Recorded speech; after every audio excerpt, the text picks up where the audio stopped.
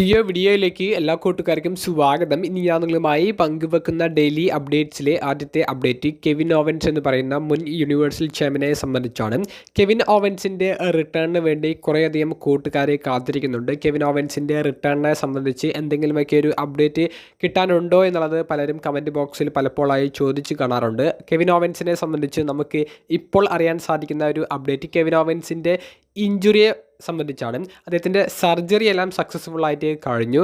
പക്ഷേ സർജറി കഴിഞ്ഞതും അദ്ദേഹത്തിൻ്റെ സർജറി നടന്നത് കഴുത്തിനായതുകൊണ്ട് തന്നെ കൃത്യമായിട്ടുള്ള ഒരു ടൈം അദ്ദേഹത്തിന് റിക്കവറിക്ക് ആവശ്യമാണ്.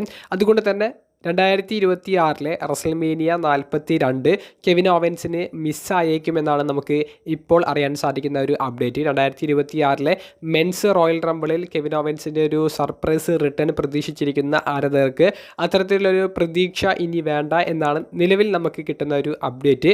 WWE നിന്ന് വരുന്ന വാർത്തകൾ ചിലപ്പോഴൊക്കെ ശരിയാകാറുണ്ട്, തെറ്റാകാറുണ്ട്. സർപ്രൈസ് ആക്കിയിട്ടുള്ള ഒരു കെവിൻ ഓവൻസിൻ്റെ റിട്ടേൺ മെൻസ് റോയൽ റംബിളിൽ നടത്താൻ സാധ്യതയില്ലെന്നാണ് എനിക്ക് തോന്നുന്നത്. കഴുത്തിന് ഇഞ്ചുറി പറ്റിയത് കൊണ്ട് തന്നെ നല്ലൊരു ടൈം റിക്കവറി എടുത്താൽ മാത്രമേ അദ്ദേഹത്തിന് റിങ്ങിലേക്ക് തിരികെ വരാൻ സാധിക്കുകയുള്ളൂ. എന്തായാലും കെവിൻ ഓവൻസിൻ്റെ റിട്ടേൺ സർപ്രൈസ് ആയിട്ടായിരിക്കും നടത്തുക. അപ്പോൾ വലിയൊരു റിയാക്ഷൻ കെവിൻ ഓവൻസിൻ്റെ റിട്ടേണിന് ലഭിക്കും. നിങ്ങളിൽ എത്ര കൂട്ടുകാർ കെവിൻ ഓവൻസിൻ്റെ റിട്ടേണിന് കാത്തിരിക്കുന്നുണ്ട്? നിങ്ങളുടെ അഭിപ്രായം കമൻറ്റ് ബോക്സിൽ രേഖപ്പെടുത്തുക. രണ്ടാമത്തെ അപ്ഡേറ്റ് മുൻ യുണൈറ്റഡ് സ്റ്റേറ്റ്സ് ചാമ്പ്യനായ ജേക്കബ് ഫാറ്റു എന്ന് പറയുന്ന റെസ്ലറിനെ സംബന്ധിച്ചാണ്. 2025 ഏകദേശം ഒരു 3/4 ഭാഗത്തോളം ജേക്കബ് ഫാറ്റു WWE നിറഞ്ഞാടി എന്ന് തന്നെ പറയേണ്ടി വരും. പക്ഷേ അവസാന മാസങ്ങളിൽ അദ്ദേഹത്തിൻ്റെ ചെറിയ രീതിയിൽ സ്റ്റോറി ലൈൻ ഇഞ്ചുറി കൊടുത്ത് അദ്ദേഹത്തെ മാറ്റി നിർത്തുന്ന രീതിയിലേക്കുള്ള ഒരു അപ്ഡേറ്റ്സാണ് നമുക്ക് അറിയാൻ സാധിച്ചത്. കാരണം ജേക്കബ് ഫാറ്റുവിൻ്റെ ചെറിയ രീതിയിലുള്ള ഒരു സർജറിക്ക് വിധേയനാകേണ്ടി വന്നു. പക്ഷേ അത് സീരിയസ് ആയിട്ടുള്ള ഒരു ഇഞ്ചുറിയോ മറ്റുമായിരുന്നില്ല. റെസ്ലിംഗ് റിലേറ്റഡ് അല്ലാത്ത ഒരു കാര്യം കൊണ്ട് അദ്ദേഹത്തിന് ചെറിയൊരു ഇഞ്ചുറി വന്നു. അദ്ദേഹത്തിന് അതിൽ നിന്ന് മുക്തമാകാൻ ചെറിയൊരു സർജറി, അങ്ങനെ അദ്ദേഹം മാറി നിന്നു. ഇപ്പോൾ നിലവിൽ നമുക്ക് ലഭിക്കുന്ന ഒരു അപ്ഡേറ്റ് 2026 ആദ്യ പ്രീമിയം ലൈവ് ഇവൻ്റായ റോയൽ റംബിളിലെ മെൻസ് റോയൽ റംബിളിൽ ജേക്കബ് ഫാറ്റുവിനെ ഷെഡ്യൂൾ ചെയ്തിട്ടുണ്ട് എന്നാണ്. അതിനു മുൻപ് ഏതെങ്കിലും ഒരു സ്മാക്ഡൗൺ എപ്പിസോഡിലേക്ക് ജേക്കബ് ഫാറ്റു റിട്ടേൺ ചെയ്യുമോ എന്നുള്ളത് നമുക്ക് അറിയില്ല. ഇനിയുള്ള സ്മാക്ഡൗൺ എപ്പിസോഡ്സ് എല്ലാം യൂറോപ്പ് ടൂറിൻ്റെ ഭാഗമായിട്ട് UK-ലും യൂറോപ്പിലുമായിട്ടാണ് നടക്കുന്നത്. അതുകൊണ്ട് തന്നെ സർപ്രൈസുകൾ ഉണ്ടെങ്കിൽ നമുക്ക് ഷോ കണ്ട് തന്നെ അറിയേണ്ടതാണ്. അതിനു മുൻപ് വാർത്തകൾ പുറത്തേക്ക് വരാനുള്ള സാധ്യത കുറവാണ്, അമേരിക്കയിൽ ഷോസ് ഇല്ലാത്തത് കൊണ്ട് തന്നെ.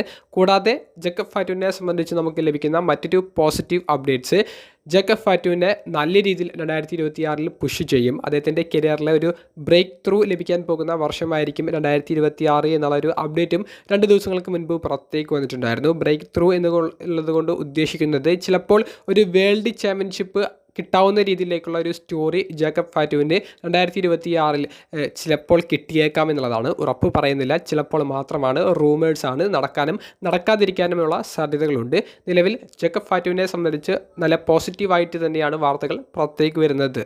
മൂന്നാമത്തെ അപ്ഡേറ്റ് LA നൈറ്റ് എന്ന് പറയുന്ന റെസ്ലറിനെ സംബന്ധിച്ചാണ്. LA നൈറ്റ് ദ വിഷൻ എന്ന് പറയുന്ന ഫാക്ഷനെതിരെ സ്റ്റോറി ലൈൻ പ്രകാരം ഒരു ഇഞ്ചുറി പറ്റി കഴിഞ്ഞ കുറച്ച് ആഴ്ചകളായിട്ട് മാറി നിൽക്കുകയാണ്.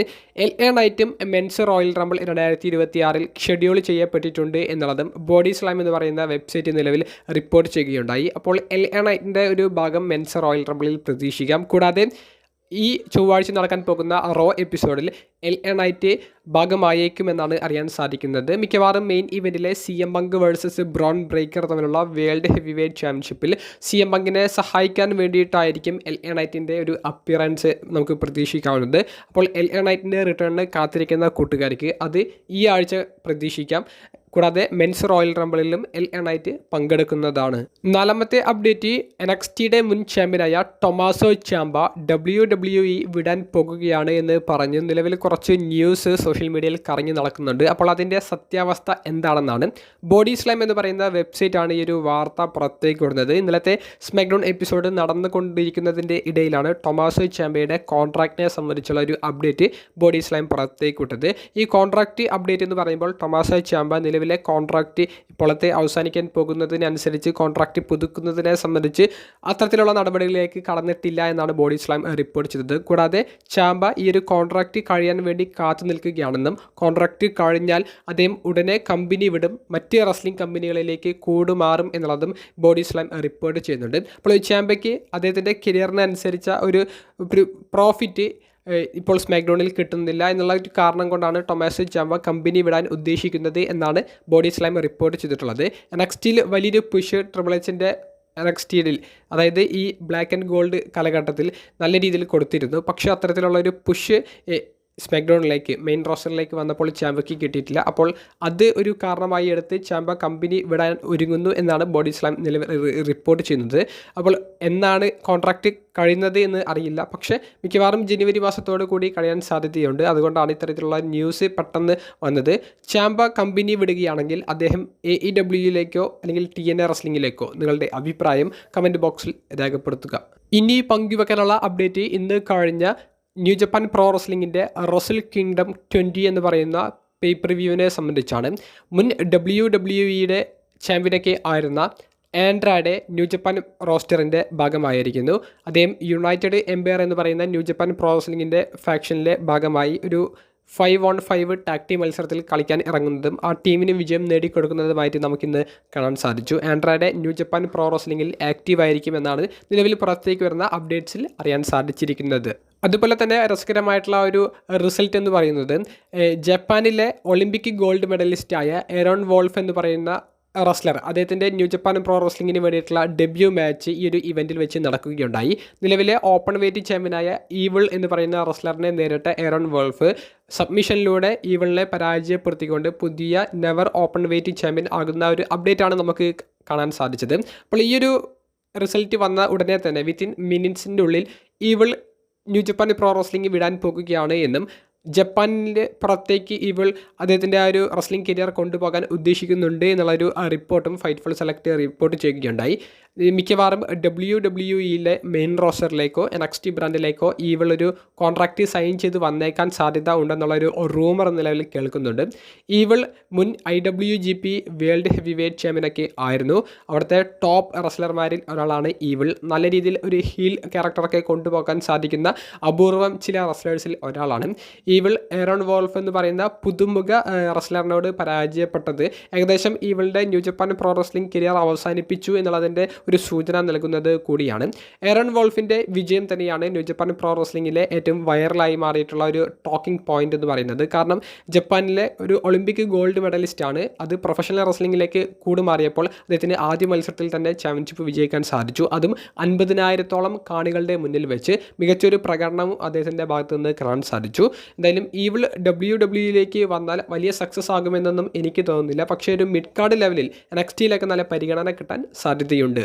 റെസിൽ കിങ്ഡം എന്ന് പറയുന്ന ഇവൻറ്റിൻ്റെ മെയിൻ ഇവൻറ്റിൽ കനിഷ്കി ടക്കസ്റ്റ എന്ന് പറയുന്ന ആ റെസ്ലറിനെ പരാജയപ്പെടുത്തിക്കൊണ്ട് യോട്ട ട്സ്യൂജി എന്ന് പറയുന്ന ആ wrestler IWGP world heavyweight ചാമ്പ്യൻഷിപ്പും IWGP ഗ്ലോബൽ ചാമ്പ്യൻഷിപ്പും ഒരേ സമയത്ത് കൈവശപ്പെടുത്തി. ഈ രണ്ട് ചാമ്പ്യൻഷിപ്പും ഇനി സ്യൂജി എന്ന് പറയുന്ന റെസ്ലറുടെ കയ്യിലായിരിക്കും. കൂടാതെ മത്സരശേഷം ജേക്ക് ലീ എന്ന് പറയുന്ന റെസ്ലർ സ്യൂജിനെ അറ്റാക്ക് ചെയ്യുകയും അടുത്തതായി ജേക്ക് ലീ ആണ് ആ ഒരു ടൈറ്റിലിനെ ഇനി ചലഞ്ച് ചെയ്യാൻ പോകുന്നത് എന്നുള്ളതും വെളിപ്പെടുത്തുകയും ചെയ്തിട്ടുണ്ട്.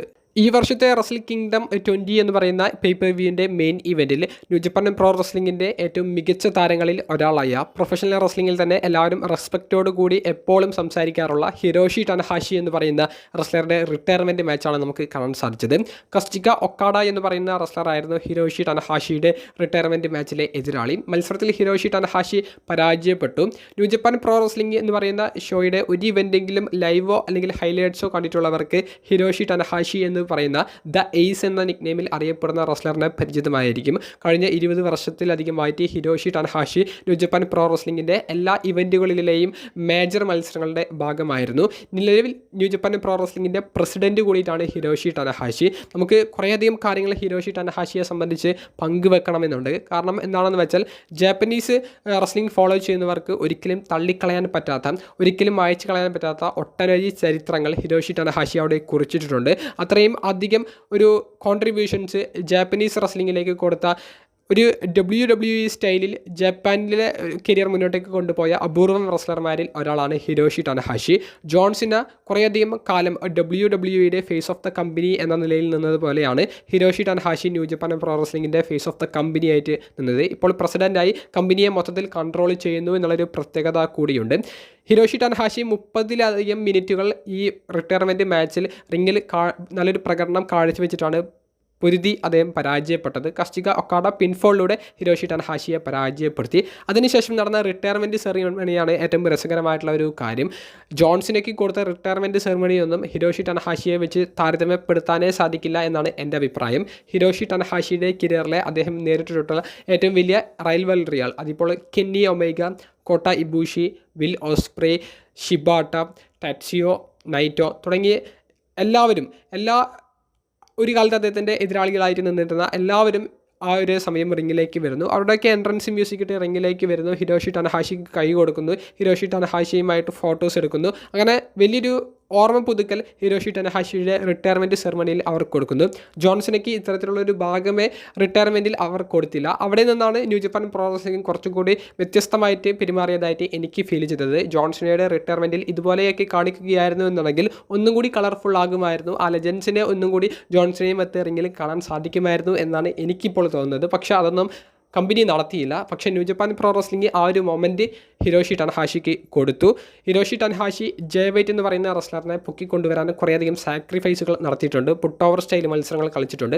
ഇതേ ജയവൈറ്റും ന്യൂ ജപ്പാൻ പ്രോ റെസ്ലിംഗിൻ്റെ എയ്സിൻ്റെ റിട്ടയർമെൻറ്റ് സെറിമണിയിൽ ഭാഗമായി. അങ്ങനെ ഇൻട്രസ്റ്റിംഗ് ആയിട്ടുള്ള കുറേയധികം കാര്യങ്ങളും ഈ മത്സരത്തിന് ശേഷം നടന്നിട്ടുണ്ടായിരുന്നു. അപ്പോൾ ഇതൊക്കെയാണ് നമുക്ക് ഇന്നത്തെ വീഡിയോയിലൂടെ പങ്കുവെക്കാനുള്ളത്. പ്രൊഫഷണൽ റെസ്ലിംഗിലെ ഇതിഹാസ താരങ്ങളിൽ ഒരാളായ ഹിരോഷി ടനഹാഷി കൂടി റിങ്ങിൽ നിന്ന് വിട പറയുന്നു. നിങ്ങളുടെ അഭിപ്രായങ്ങൾ കമൻറ്റ് ബോക്സിൽ രേഖപ്പെടുത്തുക. അപ്പോൾ അടുത്തൊരു വീഡിയോയുമായി കാണുന്നത് വരെ ബൈ.